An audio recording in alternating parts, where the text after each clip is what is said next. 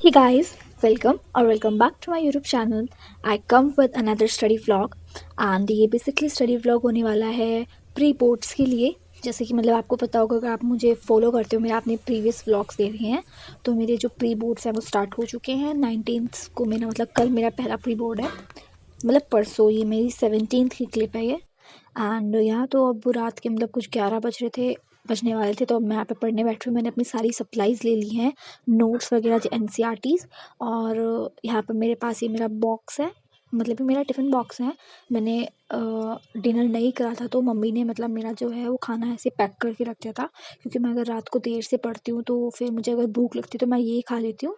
तो ये मम्मी ने आलू के पराठे थे और इसके साथ सॉस थी, तो मैं ऐसे ही रखती हूँ। और ये अच्छा भी है, अपनी जब भूख लगती है तो बीच बीच में खाते रहो, कहाँ मैं मतलब मैं परेशान करूँगी मम्मी वगैरह को। तो यहाँ इसमें सॉस है, तो जल्दी से पहले मैं अपना लंच ख़त्म करूँगी, मतलब लंच कह रही हूँ सॉरी, डिनर करूँगी और फिर उसके बाद फिर पढ़ने में बैठूँगी। एंड मैंने यहाँ पे कम ही खाया था, क्योंकि अगर आप ज़्यादा खाकर मतलब पढ़ने बैठोगे ना तो ना फिर आपको नींद आएगी और पढ़ाई भी नहीं हो पाएगी। तो मैंने कम खाया था यहाँ पर अभी। और अब मैं यहाँ पर कर रही हूँ हिस्ट्री वाला चैप्टर, नेशनलिज्म इन इंडिया वाला चैप्टर। उसको अपने नोट्स से मतलब रिवाइज़ कर रही हूँ, याद कर रही हूँ। एंड ये है तो बहुत आसान चैप्टर, बस इसमें आपको क्रोनोलॉजिकल इवेंट्स याद करने होते हैं। अगर आप वो इवेंट्स आपको याद हो तो फिर तो आपको चैप्टर पूरे का पूरा हो ही जाएगा।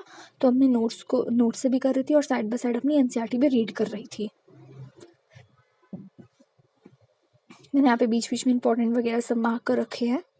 एंड या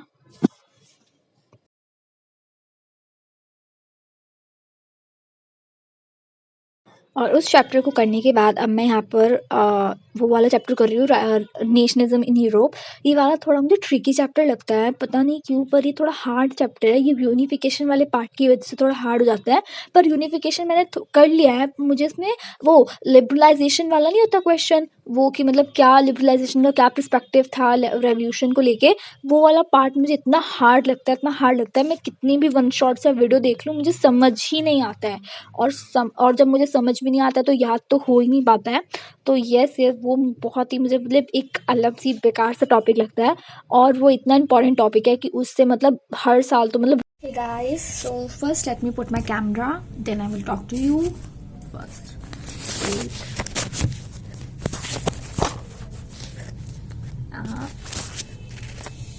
Yeah. So guys, आज है 18 दिसंबर और मैंने ये व्लॉग कल स्टार्ट करा था रात को। एंड क्या हुआ, मेरे को नींद आ गई और मैं सो गई। मुझे बिल्कुल भी समझ नहीं आया। I am very very scared right now कि मतलब कैसे होगी प्रिपरेशन। एंड कल मेरा SST का एग्जाम है, पहला प्री बोर्ड है, मतलब प्री बोर्ड तो नहीं है, PD 3rd है, पर है 80 मार्क्स का ही, तो मैं तो इसको प्री बोर्ड कंसिडर कर रही हूँ। एंड और सबसे बड़ी बात है, मतलब सब मेरे को रिवाइज करना है। I only have to do the revision, but the main thing is that कि मेरा जो अभी है कुछ चैप्टर्स मतलब मेरे रहते हैं, जैसे ज्योग्राफी में 2 चैप्टर्स हैं और हिस्ट्री में 1 चैप्टर है। हिस्ट्री का जो चैप्टर है वो print culture and the modern world वाला, और ज्योग्राफी के 2 चैप्टर्स में मैन्युफैक्चरिंग इंडस्ट्रीज एंड मिनरल वाला chapter. And I don't know how I'm just gonna do that chapter, but right now I'm very very very scared of that. But अगर मुझे तो नहीं लगता मैं उनको दोनों चैप्टर्स को अभी स्किप करके ही जाने वाली हूँ, ज्योग्राफी के दोनों चैप्टर्स को, क्योंकि मैंने जितने भी मतलब मैंने एनालाइज कर रही हैं सैंपल पेपर में भी उनसे ज्यादा क्वेश्चंस नहीं आए हैं। दोनों सैंपल पेपर्स में सिर्फ मैप वर्क में पूछे गए हैं, तो इसलिए मैं उन दोनों चैप्टर्स को स्किप कर रही हूँ। और जनवरी में या फिर जब मेरे पेपर ये वाले खत्म हो जाएंगे तो उसके बाद तो उन दोनों चैप्टर्स को कर ही लूंगी मैं। तो बोर्ड तक तो मेरे वो हो ही जाएंगे चैप्टर। तो अभी मैं शायद उन दोनों चैप्टर को स्किप कर प्रिंट कल्चर वाला चैप्टर करूंगी, या फिर पहले सारा रिवाइज कर लेती हूँ, क्योंकि थोड़ा मुझे इतना डर लग रहा है, थोड़ा डर को शांत भगाना है, शांत करना है। तो इसलिए सबसे पहले मैं अपना सारा रिवाइज करती हूँ, उसके बाद प्रिंट कल्चर वाला चैप्टर करूंगी और फिर मैप करूंगी। और मैप वर्क करने के बाद ऑलमोस्ट ये सब अगर मैं अब करने बैठती हूँ 3 बजे, टाइम्स हो रहे हैं 2:49 हो रहे हैं, और अगर मैं एक सब करने बैठती हूँ तो ये मेरा सब रिवीजन के साथ और प्रिंट कल्चर के साथ ऑलमोस्ट मैप 7 या 8 बजे तक हो जाना चाहिए। तो उसके बाद मैं सैंपल पेपर्स लगाऊंगी, क्योंकि सैंपल पेपर लगाने से पता क्या होगा, मुझे क्वेश्चंस पता चल जाएंगे कैसे होंगे। मैंने 1-2 सैंपल पेपर सॉल्व करे थे बट या थोड़े से और कर लूंगी और प्रीवियस ईयर क्वेश्चंस भी कर लूंगी, तो ये मेरा आराम से हो जाएगा। एंड आपको तो पता चल ही जाएगा कि मैं क्या कर रही हूँ जब मैं व्लॉग में वो एडिट करूंगी। एंड या तो चलिए देखते हैं।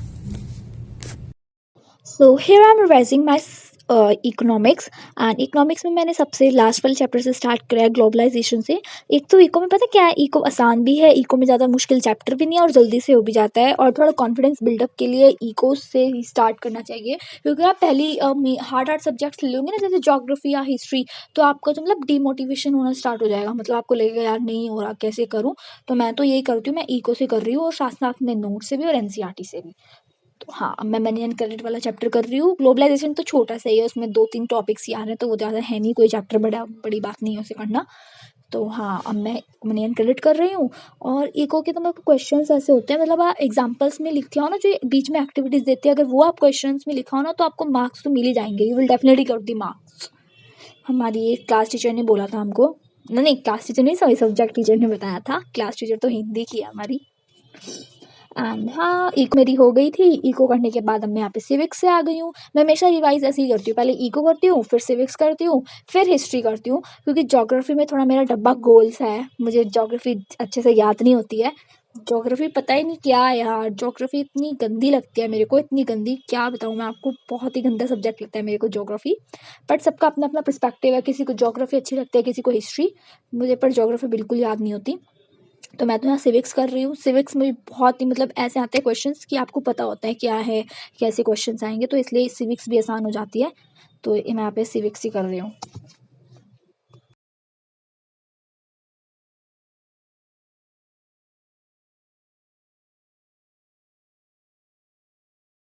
एंड फिर से मैं यहाँ पे नेशनलिज्म इंडिया और यूरोप वाला चैप्टर कर रही हूँ। यार ये क्या चैप्टर है, बिल्कुल भी इतना गंदा चैप्टर है ये भी। इसमें तो मतलब समझ ही नहीं आता, एक बार को इंडिया वाला फिर भी हो जाएगा, क्योंकि हमें पता है, हम हिस्ट्री हमें हिस्ट्री पता है। बट ये इको वाला चैप्टर तो बहुत ही गंदा है, एक यूरोप वाला चैप्टर। आप भी कमेंट करके बताओ कि आपको भी ऐसा लगता है या नहीं, या फिर मैं एक अकेली हूँ जिसको ऐसा लगता है।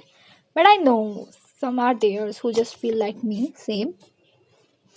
एंड यहाँ पर मैं वही कर रही हूँ। सो बेसिकली गाइज, अब मैं टाइम बता रही हूँ क्या हो रहा है। 9:18 हो रहे हैं और कल मेरा पेपर है। मैंने अब सब कुछ रिवाइज कर लिया है, मतलब जो मतलब मेरा रहता था मैंने सब कुछ कर लिया है, मैप वर्क भी कर लिया है और मैंने खाना भी खा लिया था। और मतलब वो क्लिप मैं इसलिए थोड़ी बना नहीं पाई क्योंकि मेरा मोबाइल जो है बिल्कुल स्विच ऑफ हो गया था, तो इसलिए मैं उसको चार्ज करा है, अब चार्ज हुआ है ये। तो उसके बीच में मतलब मैंने ये सारे जो अपने मतलब जितने भी थे ये सब कर लिया है, मैप वर्क भी कर लिया है, सब कुछ रिवाइज भी कर लिया है। और अब भी मेरे पास मतलब बहुत सारा टाइम है, तो मैं सोच रही हूँ 2-3 सैम्पल पेपर कर लेती हूँ रात तक। पर उससे पहले मुझे थोड़ी सी भूख लग रही है, मैं सोच रही हूँ मैं चोकोस बना लेती हूँ अपने लिए। एंड या तो चलिए चोकोस बनाते हैं, दूध पी लेते हैं, फिर उसके बाद करते हैं।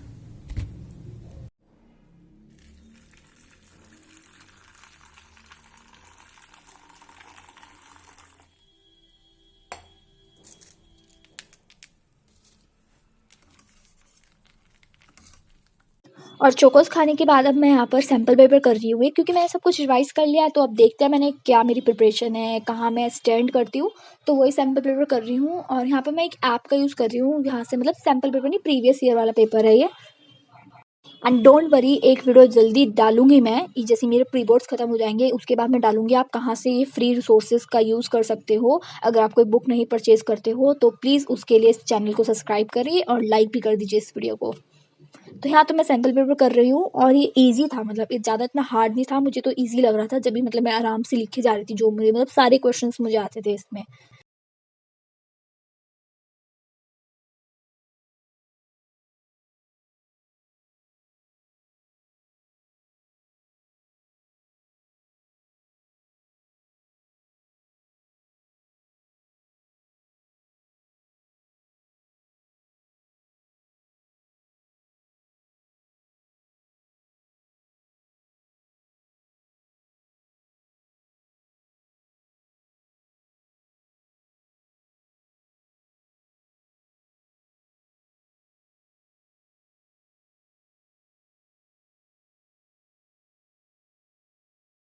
एंड यस मैंने यहाँ पे सैम्पल पेपर पूरा कर लिया है और यहाँ पर मैंने MCQs चेक करे हैं जिसमें से मेरे 5 MCQs जो हैं वो गलत गए हैं और मैंने यहाँ पे देख भी लिया मतलब क्यों गलत थे। कुछ तो मेरी सिली मिस्टेक्स ही पता होते होते भी पर गलत कर दिए और बाकी मैंने ये सारे क्वेश्चंस देखे। क्वेश्चंस तो बहुत ही ज़्यादा आसान थे, केस स्टडी उससे भी ज़्यादा आसान और मैथ वर्क में तो कुछ ज़्यादा हार्ड पूछा ही नहीं था।